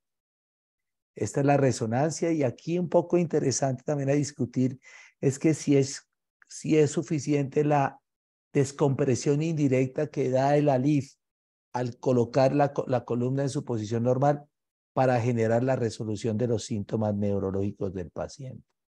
Este era el corte axial significativo, donde nosotros analizamos muy bien, y eso lo publicamos en un artículo en el NAS Journal de 2021, la anatomía vascular venosa de los vasos al frente del disco. Creo que nosotros la presentamos ahorita en el congreso de ustedes, pero rápidamente, pero son 3 zonas y en este caso la vena izquierda ilíaca estaba en la zona 2 porque no contraindicaba desde el punto de vista vascular el abordaje quirúrgico. El diagnóstico, una espondilolistesis lítica L5S1 grado 2. Y la pregunta, volvemos al tema, si lo hago mínimamente invasivo, si lo hago tradicional, ya lo discutimos si anterior, si lo hacemos posterior, si le pongo una caja anterior y después le pongo los tornillos, o si de una vez hago toda la cirugía. El gran dilema de la descompresión directa o si realmente necesito una laminectomía y cuáles serían los desafíos de este tratamiento. Y ya los mencionamos, el abordaje, la anatomía vascular, la inclinación sacra, la resolución del problema neurológico simplemente con una descompresión indirecta. Si voy a poner el ALIF, necesito ir por detrás y hacer una laminectomía. Recordemos que estos son defectos congénitos que tienen el arco posterior suelto por la lisis, entonces casi siempre pues este arco no necesariamente es un desafío desde el punto de vista de la descompresión. Nuestro planeamiento fue el siguiente: en un único tiempo anestésico íbamos a hacer una construcción de 360 grados. En la primera etapa, en supino, íbamos a colocar la caja de ALIF y en una segunda, con tornillos de bloqueo, y en la misma anestesia dábamos vuelta al paciente y en prono le hacíamos una fijación pedicular L5S1 mínimamente invasiva. Este era más o menos el tratamiento que íbamos a realizar y este es el resultado posoperatorio de la paciente. Si ustedes ven el detalle del preoperatorio con el posoperatorio, recuperamos la altura discal, hicimos descompresión no solamente del componente foraminal, sino también del canal. Al colocar la vértebra en su sitio normal, el diámetro del canal se normaliza y utilizamos una caja intersomática autobloqueada con tornillos pediculares. Lo hicimos en 2 tiempos quirúrgicos con un tiempo ya por la curva de aprendizaje de 90 minutos, hora y media en las 2 cirugías, el ALIF en menos de 1 hora y los tornillos pediculares pues en la mitad del tiempo. El paciente solamente estuvo hospitalizado 1 noche y el sangrado fue mínimo y la recuperación del paciente desde el punto de vista sintomático fue significativo y bueno.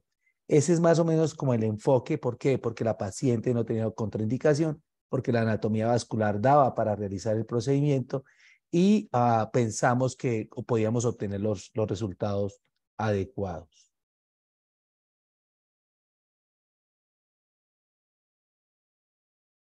No sé si hay alguna pregunta.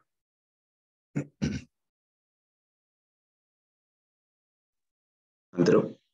Sí, doctor Díaz, justamente acerca de la planificación, bueno, una cosa es la planificación con respecto a balance, que ya muy bien nos han comentado, pero también está la planificación con respecto a la parte vascular. Y aquí un colega, el doctor Felipe Méndez, nos pregunta si es que siempre hay que pedir una angiotem para evaluar justamente la relación de los vasos para hacer un ALIF, o de repente basta con ver esta relación con la resonancia magnética. ¿Qué opinan ustedes, doctores?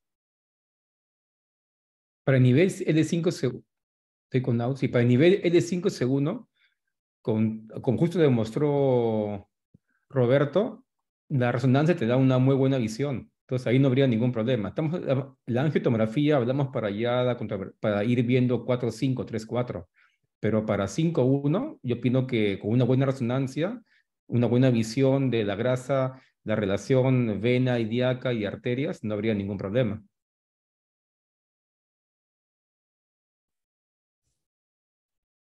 De acuerdo, yo les voy a poner, que lo encontré ahorita, este es el artículo que publicamos nosotros en el volumen 7 del 2021, en el NAS Journal, donde nosotros hablamos de esta anatomía venosa para proponer una herramienta que fuera epidemiológicamente válida para tratar de disminuir la posibilidad de complicaciones sin la necesidad de hacer un estudio adicional, que no solamente por costo, sino pues por morbilidades, porque el medio de contraste puede hacerle alergia, bla, bla, bla, lo que sea, pues no era indispensable. Nosotros creamos esta clasificación de 4 tipos, un tipo 1, un tipo 2, un tipo 3, un tipo 4 y un tipo 1 que tenía 4 subtipos de acuerdo a los hallazgos que encontramos en la población que estudiamos.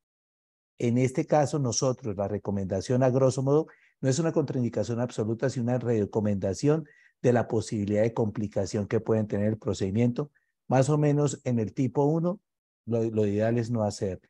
Y nosotros, pues, lo veíamos en los estudios de resonancia. Cada uno de los tipos tenía un determinante que se demostraba en el paciente que iba a ser tratado. Un estudio retrospectivo y prospectivo. Nosotros dijimos, vamos a analizar las variables que pueden generar complicación y ver cuál es la más importante. Y encontramos que era la anatomía vascular el determinante más importante de la dificultad del procedimiento. Ni la edad, ni el índice de masa corporal, ni el Sacra Slow fueron determinantes significativos de dificultad de la cirugía, como si la anatomía venosa en los tipos 1, A, B, C y D, donde definitivamente la posibilidad de complicaciones, tanto el sangrado como el tiempo quirúrgico, como la dificultad de hacer la cirugía en sí, se aumentaba. Entonces, pues ese es una buena herramienta epidemiológica que nosotros hoy en día, cuando llegamos, les voy a poner el ejemplo, le digo, Miguel, una listesis grado 2, L5S1. Yo le pregunto, ¿cuánto tiene esa Sacra Slow? Y él me dice, 40. ¿Y qué clasificación es? Me dice, 4. Listo. Vamos a hacerle que esa no es complicada.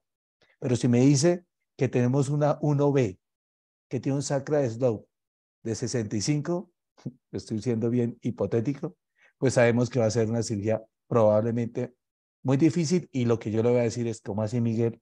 Ese paciente no lo tenemos que operar por vía anterior. Entonces, yo creo que lo que debemos buscar es el escenario ideal donde la herramienta, la técnica y el estudio del paciente nos lleven al mejor resultado.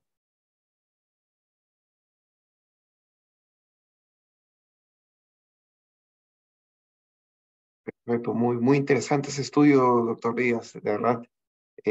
Nos puede ayudar mucho, sobre todo para la planificación, teniendo en cuenta la parte vascular. Muchas gracias.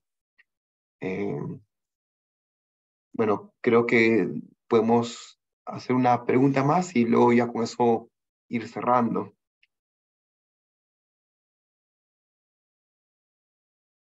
A ver, vamos a ver de repente una de estas. Con respecto a, digamos, una espondilistesis todavía bajo grado, una ísmica, una grado 1, grado 2, para hacer un ALIF, ¿nos quedamos con un standalone o complementarla con los tornillos percutáneos vía posterior? Siempre una espondilolistesis como deformidad y como inestabilidad, tiene que haber una fusión con reducción y con instrumentación, que sería percutáneo, ¿no? Pero un stand-alone o una espondilolistesis, no.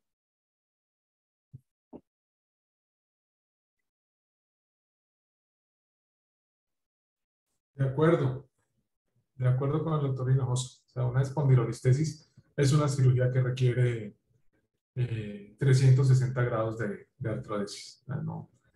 El riesgo de falla de la cirugía o de falla de la fusión es muy alto. Es diferente un paciente que tiene una discopatía degenerativa con un colapso discal que tiene 70 años, en donde a mí lo que me interesa es restaurar un poco la altura sin afectar mayormente el alineamiento sagital. Puedo colocar una caja standalone y probablemente vaya bastante bien sin necesidad de tornillos.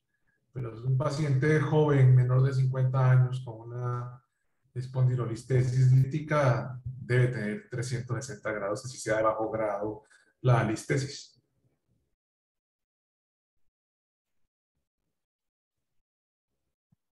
Muy bien. Listo, bueno, creo que ya queda bastante claro muchas de las incógnitas que se tenían antes de esta presentación. Se ha afinado bastante con respecto a la técnica, las indicaciones y sobre todo las contraindicaciones que muchas veces, si no las tenemos en cuenta, pueden llevarnos a un fracaso por más bien hecha que pueda estar, entre comillas, la cirugía. Doy muchas gracias a Disculpa, todos. hay una consulta del doctor Edwin Torres. A ver. Vamos a revisarlo. Tocando ya el punto. En relación a la técnica del single position en los que pues han estado realizando con bastante frecuencia en San Ignacio, hay una consulta del doctor Torres que dice: sobre un paciente con obesidad en el abordaje ALIF, ¿debe considerarse abandonarlo realmente? ¿Hay que tenerle miedo al abordaje o quizás un ALIF lateral?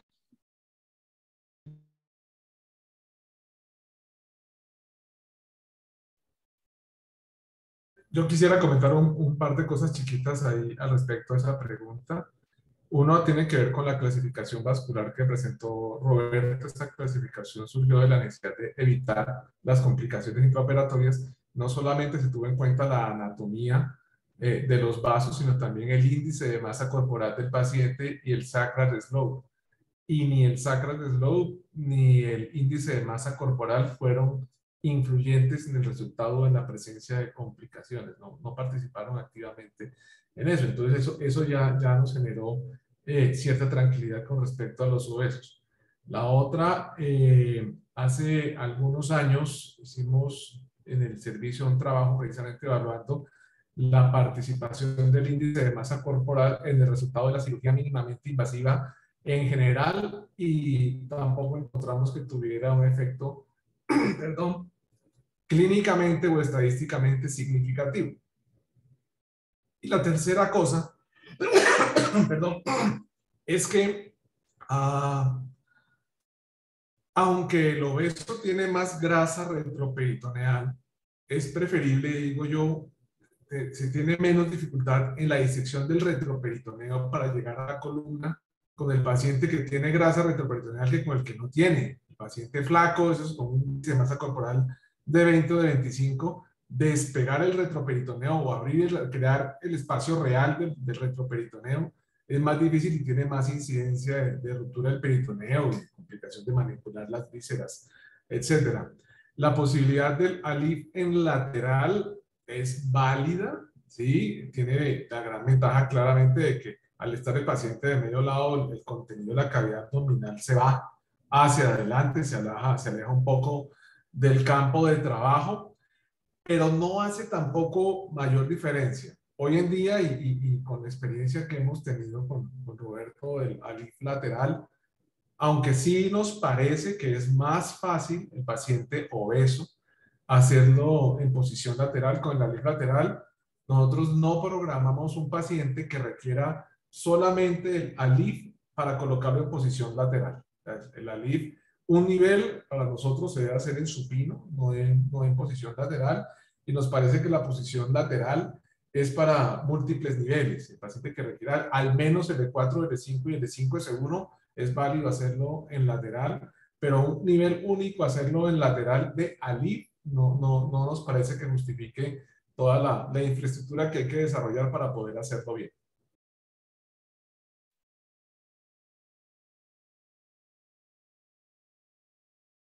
Doctor Hinojosa. A ver, un comentario para ustedes dos, Miguel y Roberto. Como siempre se intenta ir por la tangente, han ideado esos cages expandibles lordóticos para ser usado en un TRIF, como intentando buscar el camino al cage no lumbar anterior. ¿Qué opinan ustedes de estos cages expandibles lordóticos para TRIF, donde es controversial la fusión y no fusión? Sí, hemos ya tenido experiencia con los cages expandibles. Nos parece que el cage expandible anterior de ALIF no genera una gran ventaja porque cuando yo voy a colocar un cage más alto, pues lo puedo hacer. Entonces, estratégicamente no hay una gran ventaja. Por vía posterior, el cage de TLIF expandible sí nos ha parecido interesante técnicamente. Porque yo puedo colocar una altura menor en un espacio pequeño y expandirlo para ganar altura. Lo que sí tenemos duda en la actualidad es qué tanta lordosis da esa ganancia de altura. Nosotros pensamos que es más la ganancia de altura que la lordosis, porque todos estos cases son banana, ellos no son bullet, entonces sí se ponen un poco anterior y hemos visto, o sea, increíble cómo en un lugar donde me da temor colocar una caja 12, puedo colocar una caja 8 y expandirla a 11, que es más o menos esa como la diferencia, es de 3 milímetros la ganancia de expansión. Entonces vienen como, si no estoy mal, las que no hemos usado es de 8 que va a 11, de 11 que va a 13, cosas así. Entonces pensamos que tiene una gran ventaja desde el punto de vista de la ganancia de altura. El cuestionamiento es que son, al ser tan metálicas y tan robustas, pues la posibilidad de colocar injerto en el implante se ve muy limitado. Entonces tenemos que complementarlo con injerto alrededor y no suponer que él solo, porque es uno que sí, que hay un embudito que le puedo poner. No, realmente estas cajas son espaciadores de ganancia de altura, pero que necesitan una suplementación de biológico. Entonces nosotros, por ejemplo, colocamos por delante de la caja antes de implantarla y vemos como la posibilidad de obtener una buena base de fusión ósea, pero pensamos que el TLIF es supremamente interesante más que el ALIF en lo expandible. Perfecto. Un comentario en relación a eso. Cuando se usan los cages expansibles, yo tuve la oportunidad de verlos en México con bastante fracaso. Cuando se usaba un cage expansible sin realizar facetectomía. Aumentaba exponencialmente la subsidencia, ¿no? De 25 cirugías, recuerdo que habían 12 subsidencias en un periodo de 6, 7 meses, entonces está ahí, sí ayuda siempre y cuando hagamos facetectomía bilateral. Eso fue algo que que pude evidenciar. Y también se ha publicado. Sí, es diferente el IF abierto del mínimamente invasivo. Claramente, abierto, pues se le puede ganar más altura con una caja más grande, como dice Carlos. Pero quiero resaltar un poquito lo que dijo Roberto de los TLIF expandibles. Cuando uno lo está haciendo mínimamente invasivo, la ventana de trabajo que tiene, pues uno está enfrentándose a un disco que por la razón que sea está colapsado, ¿sí? O porque está listésico, porque está degenerado, que son las indicaciones básicas del TLIF. Entonces, cuando uno tiene su ventana de trabajo, escasamente llega a los 8 milímetros y uno se esfuerza y gana más altura, la sube a 10 y la caja más grande que ponemos nosotros es 12. Los latinos somos más grandes que una caja 12 para colocarla allí. Entonces, un TLIF expansible de 8 que llegue a 11, pues es lo que habitualmente podemos colocar con una caja grande no expandible. Ahora, tratar de meter una caja 11 a través de un espacio cerrado para que expanda a 14 ya requiere probablemente una maniobra un poco más fuerte y seguramente el riesgo de lesión de la raíz que transcurre del E5 o de la emergente se aumenta de manera significativa. Y sí hay estudios, creo que Carlos lo mencionaba, hay estudios que han encontrado que no hay diferencia significativa en la lordosis segmentaria utilizando cajas normales versus cajas expandibles como elemento único. Cuando yo agrego facetectomías, algún tipo de osteotomía, sí son útiles, pero cuando no, como único elemento de distracción, el TLIF no gana lordosis de manera significativa o estadísticamente significativa con respecto al TLIF tradicional.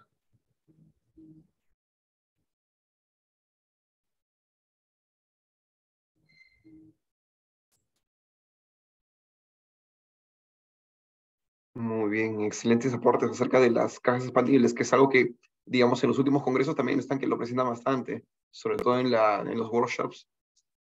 Personalmente nunca había visto el uso de estos cajas expandibles y bueno, esta información me parece bastante bueno. De repente, ¿algún último aporte que se quiera dar?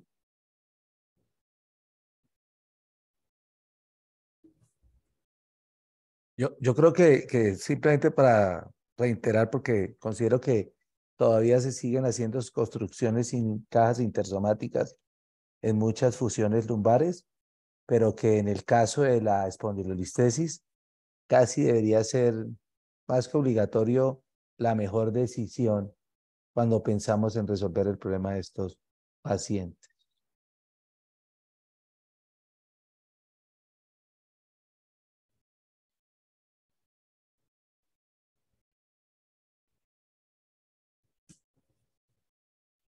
Muy bueno. Perfecto. Bueno, igual, el agradecimiento a todos los ponentes y panelistas en esta sesión que hemos tenido de bastante debate y ya lo hemos escuchado las pros y contras de cada uno. Muchas gracias, doctor Miguel Berbeo, muchas gracias, doctor Roberto Díaz, muchas gracias, doctor Michael Hinojosa, gracias, doctor Carlos Bueno, mi amigo. Ya se nos ha acabado el tiempo y definitivamente esto ha sido muy provechoso para todos nosotros. Doctor Laus, no sé si quiere dar algunas palabras antes de terminar. No, en realidad agradecer nada más. No sé si alguien tiene de los panelistas algún comentario para despedirnos, pero agradecer a la representante del SPOC, el doctor Carlos Bueno, de la Sociedad Peruana de Neurocirugía, el otro Michael Hinojosa, y evidentemente a los panelistas internacionales que siempre nos apoyan. Ha sido una excelente charla, conferencia, que ha tenido una buena acogida. Tenemos en promedio 70 que han estado conectados, ha llegado a un pico de 81 en el curso de la charla, y creo que eso es satisfactorio en el sentido de que se hace costumbre ya estos números en el mes a mes que hacemos este tipo de actividades, y que a pesar de que ya se vuelve la presencialidad, hemos seguido con esa audiencia que es prácticamente nuestra base. Nada, nuevamente agradecerles, no sé si algunas palabras para despedirnos, doctor Berbeo, doctor Díaz. Yo, pues básicamente agradecerles a ustedes. Para nosotros siempre es un honor y un placer compartir con los amigos y colegas de Perú. Tenemos una cercanía de amistad y profesional de hace mucho rato y para nosotros siempre será placentero esto. Y la otra cosa, felicitarlos por el esfuerzo, por la continuidad. Con Roberto hablábamos en estos días de lo importante que son este tipo de eventos de temas específicos, en donde no es una gran variedad de temas respecto a la columna, sino son cosas puntuales específicas donde se puede aprovechar mejor como la discusión, no es el que está hablando de listesis y el otro habló de fracturas y el otro no. Un tema puntual específico me parece muy interesante para este tipo de reuniones y pues nada, de verdad, muchas gracias y felicitaciones a ustedes. Igual me uno a las palabras de Miguel y siempre un honor y siempre verlos. Ustedes saben que casi más amistad que el vínculo profesional. Siempre encantados de aportar y compartir. Y felicitaciones nuevamente, y siempre lo digo, porque ustedes tienen una sociedad de cirugía de columna vertebral que muchos países, incluyendo Colombia, no la tenemos. Entonces eso es una cosa en el buen sentido envidiable y felicitaciones y muchas gracias por la invitación.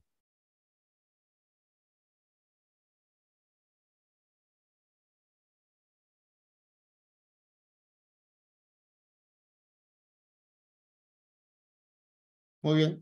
Carlos, justo. No, bien, muchas gracias, agradecer y contento de haber visto después de tiempo al doctor Roberto, al doctor Miguel, agradecido como agradecía en un inicio, Eduardo, lo que estás haciendo es bastante, es un muy buen trabajo y se ve reflejado a futuro y esperemos que las próximas charlas también tengan la misma afluencia y finalmente el curso que ya se viene. Así que un fuerte abrazo para todos, muchas gracias nuevamente. Okay. Yo igual tengo que agradecer a todos por la grata invitación. Ha sido un tema rico, simpático, interesante y de alta discusión. Un saludo a Miguel y a Roberto y a todos y muy agradecido, ¿no? Ok. Nos vemos hasta una nueva oportunidad. Nuevamente, gracias, Antero, por la moderación excelente. Gracias, Andrés. Gracias a todos. Hasta luego, cuídense, que tengan buena noche. Gracias. Hasta luego. Gracias. Chao. Cuídense mucho. Muchas gracias a todos por la participación. Hasta luego.